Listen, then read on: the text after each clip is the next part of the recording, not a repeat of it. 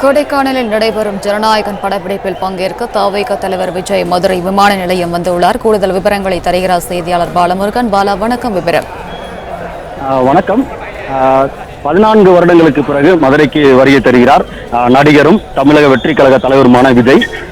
கொடைக்கானலில் நடைபெறும் படப்பிடிப்பு ஜனநாயகன் படப்பிடிப்பில் கலந்து கொள்வதற்காக சென்னையிலிருந்து தனி விமானம் மூலம் இன்று மதியம் புறப்பட்ட அவர் தற்போது மதுரை விமான நிலையத்தில் அவரது விமானம் தரையிறங்கப்பட்டு இன்னும் 2 நிமிடங்களில் வெளியே வர உள்ளார்.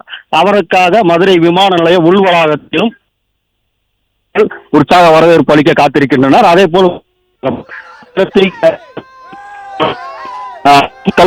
பெண்கள், குழந்தைகள் என இன்று அதிகாலை, அதாவது 6 மணியிலிருந்து காலை வருவதாக தகவல் கிடைத்த நிலையில் 6 மணியிலிருந்து காத்திருந்து தற்போது அவரை கிட்டத்தட்ட 8 மணி நேரத்திற்கு மேலாக மதுரை விமான நிலையத்தில் காத்திருக்கின்றனர். தற்போது மதுரை வந்தடைந்திருக்கிறார். இவர் இங்கிருந்து கார் மூலம் கொடைக்கானல் படப்பிடிப்பு தளத்திற்கு செல்ல இருக்கிறார். அங்கு 3 நாட்கள் படப்பிடிப்பில் கலந்து கொள்கிறார். பின்னர் அங்கிருந்து மறுபடியும் மதுரை வந்து சென்னை செல்ல இருக்கிறார்.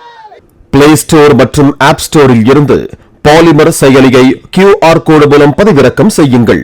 செய்திகளை உடனுக்குடன் பெறுங்கள்.